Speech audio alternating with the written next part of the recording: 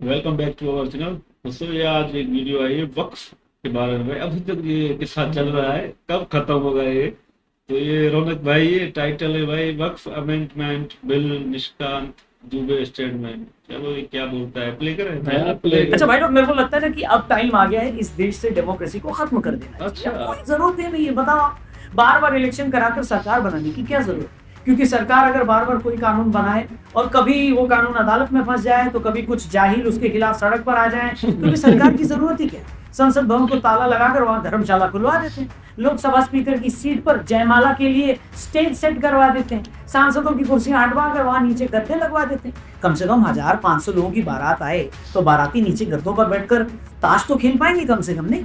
बात तो सही है, क्योंकि बहुत सारे लोग यही कहते हैं, किसान बिल से लेकर वक्फ बिल तक हर बार अगर सड़क पर भीड़ को ही आकर ये डिसाइड करना है कि उसे क्या चाहिए, अगर हर बार अदालतों को ही डिसाइड करना है कि क्या होना चाहिए, तो कम से कम संसद भवन की बिजली पानी का खर्चा तो बचना चाहिए, नहीं बचना चाहिए? सब बात है सर, क्या बात है सर। और ये बात बीजेपी सांसद निशिकांत दुबे जैसे बहुत सारे लोग बोल रहे हैं। निशिकांत जी का कहना है कि अगर सुप्रीम कोर्ट को ऐसे ही बिहेव करना है तो फिर संसद को बंद कर देते हैं। ये बात अलग है कि उनके स्टेटमेंट के बाद बीजेपी अध्यक्ष जेपी नड्डा ने कहा कि निशिकांत जी के इस बयान से पार्टी का कोई लेना देना नहीं। लेकिन दोस्तों, फैक्ट तो यही है कि आज ये इमोशन बहुत सारे लोगों की है। किसान बिल के टाइम ये हुआ, सीएनआरसी के टाइम ये हुआ, इनसे ट्रिपल तलाक घटा तब भी ये ड्रामा करने की कोशिश की गई, और वक्फ बिल के टाइम भी यही हो रहा है। जैसे ही वक्फ अमेंडमेंट बिल संसद में पास हुआ तो जाहिलों की एक पूरी फौज ने बंगाल में क्या किया, इन लोगों ने सड़कों पर आकर आग लगा दी।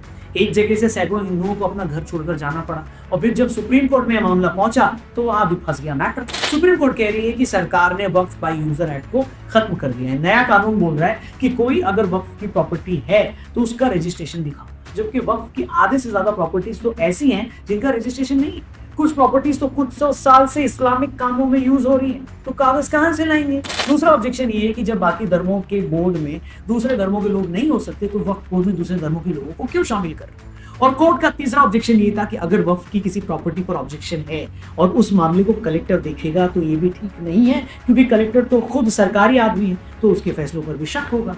अब जब से सुप्रीम कोर्ट ने अपनी टिप्पणियां की हैं तब से पूरे देश में रायता फैला हुआ है। कुछ लोग तो साफ तौर पर ही बोल रहे हैं कि सुप्रीम कोर्ट का रवैया हिंदुओं और मुसलमानों से जुड़े मामलों में बिल्कुल अलग है। सीधे शब्दों में कहूं तो अदालत हिंदुओं के साथ भेदभाव करती है, लोग ये कह रहे हैं। पर लोग ऐसा क्यों कह रहे हैं, इससे पहले कि मैं इस बात पर आऊं, आपके फायदे की एक चीज बता देता हूं, कम से कम वीडियो में एक चीज तो आपको सही लगी। जी हाँ, बात कर रहा हूं मैं एक भौकाल मचाने वाले ऐप की। बड़ी बड़ी गाड़ियां, बाइक्स, एप्पल प्रोडक्ट्स और बहुत कुछ जीत सकते हो आप प्रोमो पर। एक स्किल गेमिंग ऐप है जहां आप सिंपल से क्वेश्चन के आंसर देकर अपनी नॉलेज को अर्निंग में बदल सकते हो। आंसर सिर्फ यस या नो में देना है, कोशिश करें। तो ये भी 10 नहीं, मोटी की प्रोमो पर प्राइसेस आपको मिलेगा और आप आराम से। आपको बता रहा था, जैसे ही सुप्रीम कोर्ट ने वक्फ संशोधन बिल पर अपनी टिप्पणी की, उसके बाद पूरे देश में इसका काफी तीखा रिएक्शन। सुप्रीम कोर्ट के सीनियर लॉयर विष्णु शंकर जैन जी ने तो यहाँ तक कह दिया कि सुप्रीम कोर्ट आर्टिकल 32 में इस मामले की सुनवाई कर ही नहीं सकता, क्योंकि हिंदुओं से जुड़े ऐसे ही मामले जब ये लोग डायरेक्ट सुप्रीम कोर्ट लेकर गए थे तो सुप्रीम कोर्ट ने कहा था कि आप लोग सीधे हमारे पास काय को आए, हाई कोर्ट जाइए। तो इस मामले में भी ये मामला हाई कोर्ट के पास भेजा जाना चाहिए था। तो क्या पैमाना है, क्या मापदंड है कि एक पक्ष सुप्रीम कोर्ट आता है और उसकी सुनवाई की जाती है और इंटरिम ऑर्डर देने के लिए एक बात की जाती है, तो ये कानून यही चीज दूसरे पक्ष के लिए भी लागू होनी चाहिए। दूसरा, इन लोगों का कहना है कि बात किसी प्रॉपर्टी की कागज दिखाने की है ही।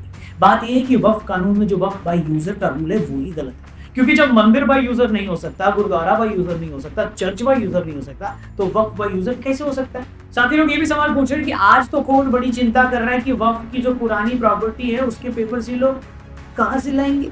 इन्हीं लोगों का कहना है कि भाई, जब हम राम मंदिर मामले में अदालत गए थे तब हम लोगों से क्यों कहा गया था कि पहले आप लोग ये साबित करो कि वहां मंदिर था। क्या अयोध्या में भगवान राम की जन्मभूमि में भगवान राम का मंदिर था, इसके लिए कोई कागज दिखाने की जरूरत थी क्या? नहीं थी ना। लेकिन फिर भी वहां खुदाई करवाई गई, हमने सबूत भी दिए, तब जाकर अदालत में आई।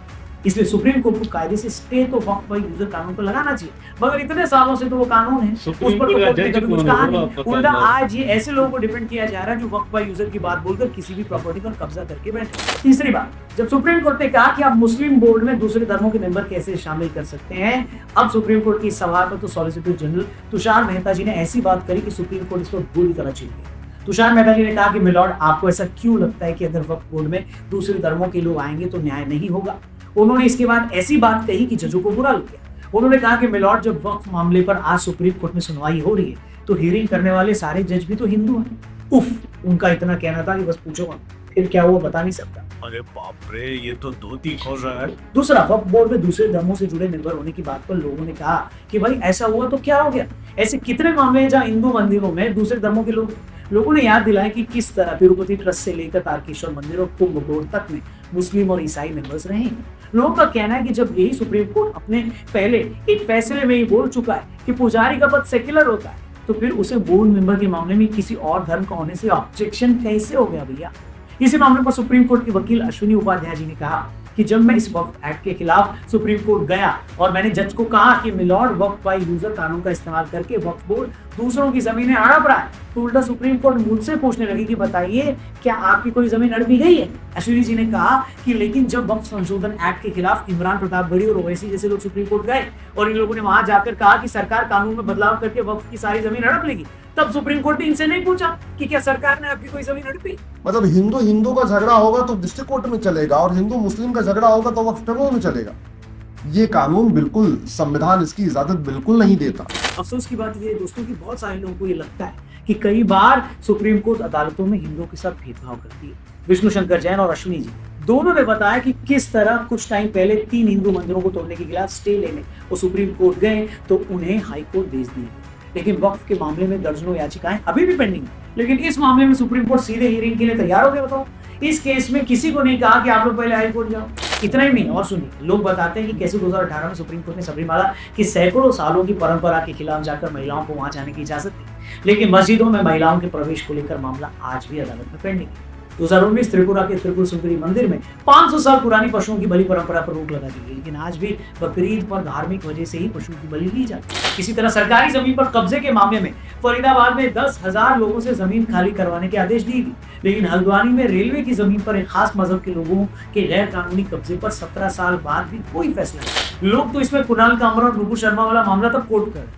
नुपुर शर्मा वाले मामले के बाद हिंसा की कुछ घटनाओं पर कोर्ट ने कहा था कि आज देश में जो भी अशांति फैल रही है उसके लिए अकेली नुपुर शर्मा जिम्मेदार है। जबकि कुणाल कामरा वाले मामले के बाद इसी अदालत ने कहा था कि अगर एक आदमी के बयान से बहुत सारे लोगों की भावनाएं आहत होती हैं, तब भी बयान देने वाले उस आदमी की फ्रीडम ऑफ स्पीच का सम्मान होना चाहिए। अब इन्हीं सारी बातों से बहुत सारे लोग फ्रस्ट्रेटेड फील करते हैं दोस्तों। वो कहते हैं कि चाहे ज्ञान वापी हो, चाहे मथुरा का मंदिर हो, कोई अंधा भी ये बता देगा कि वहां पर पहले क्या था और बाद में क्या बना दिया गया। तो आज जो अदालत वक्फ बाय यूजर की बात को बोलकर ये कह रही है कि वो लोग सैकड़ों साल पुरानी जगह के लिए सबूत कहां से दिखाएंगे, लेकिन जिन जगहों के सबूत सारी दुनिया को दिख रहे हैं, जो कार्बन डेटिंग से साबित भी हो चुकी है, उस पर कोई फैसला देने में क्या हर्ज है। जब मंदिर बाय यूजर नहीं हो सकता है, चर्च बाय यूजर नहीं हो सकता है, गुरुद्वारा बाय यूजर नहीं हो सकता है, तो ये वक्फ बाय यूजर कैसे हो सकता है। और अगर वक्फ कानून से वक्फ बाय यूजर को नहीं हटा सकते तो फिर हिंदुओं को भी वैसा ही मंदिर बाय यूजर जैसा कानून दे दो। फिर जहां कोई हिंदू को कहेगा कि ये मंदिर तो ईश्वर की है, यहाँ तो भगवान की पूजा होती है, तो फिर वो जमीन हिंदुओं के हवाले हो जानी चाहिए। सिंपल।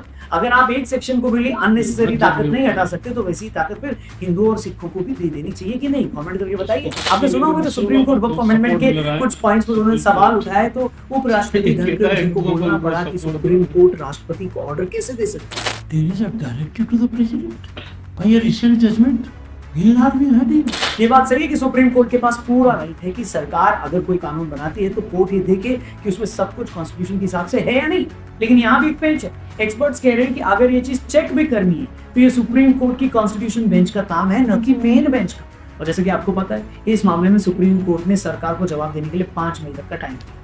लेकिन यार ये देखकर तो सच में फ्रस्ट्रेशन होती है कि जब भी चीजें सुधारने के लिए कोई कानून बनता है तो कोई ना कोई अड़ंगा लगा दिया। सीए एनआरसी आया तो जिन लोगों को ढेले भर की इसकी समझ नहीं थी उन लोगों ने भी दूसरों को भड़का कर पूरा देश रोक दिया, जाम कर दिया। तब क्या हुआ था शाहीन बाग में, सबको पता है। उसी तरह किसान बिल के टाइम जो 3 कानून आए अगर वो सच में लागू हो जाते किसानों की और देश की सूरत बदल जाती दोस्तों। भारत लोअर इनकम ग्रुप वाले देशों से सीधा ही कुछ सालों में मिडिल इनकम ग्रुप देशों की कैटेगरी में आ जाता, लेकिन ना, तब भी भीड़ ने सड़क पर आकर पूरा देश जाम कर दिया। और अदालतों में क्या चल रहा है ये हम देख ही रहे हैं। कुछ दिन पहले दिल्ली हाईकोर्ट के जज के यहाँ से नोट मिले थे तो उस पर कोई एक्शन ही नहीं हुआ, उल्टा जज साहब की कहीं और पोस्टिंग कर दी गई। मतलब एक आदमी के बंगले से 15 करोड़ रुपए कैश मिल जाता और कोई सीरियस इन्वेस्टिगेशन तक नहीं होती। सुप्रीम कोर्ट ने उस मामले पर अर्जेंट हियरिंग तक से इनकार कर दिया। उनकी जांच करने के लिए 3 जजों की कमेटी बना दी गई। मतलब अब जज ही दूसरे जज की जांच करेंगे। इस पूरे इशू पर भी बहुत सारे लोग नाराज हैं। उपराष्ट्रपति ने भी इस मामले पर खुलकर बोला, लेकिन दूसरी तरफ एक चुनी हुई सरकार बाकायदा लोकसभा और राज्यसभा में घंटों की बहस के बाद कोई अमेंडमेंट पास कराती है वो भी अटक जाता है। अब क्या ही कहा जाए, बाकी आप लोग खुद ही समझदार हैं। इसलिए मैंने शुरू में कहा था कि इससे अच्छा तो आप संसद में ताला लगवा दो या संसद बंद करके वहां धर्मशाला खोलवा देते, कम से कम लोगों की शादियों के तो काम आएगा, क्योंकि उसे कितना काम करने दिया जा रहा है ये सबके सामने है। बाकी आपकी इस मामले पर क्या राय है कमेंट करके जरूर बताना। ये वीडियो सही लगी हो तो इसे अपने दोस्तों से जरूर शेयर। और जाने से पहले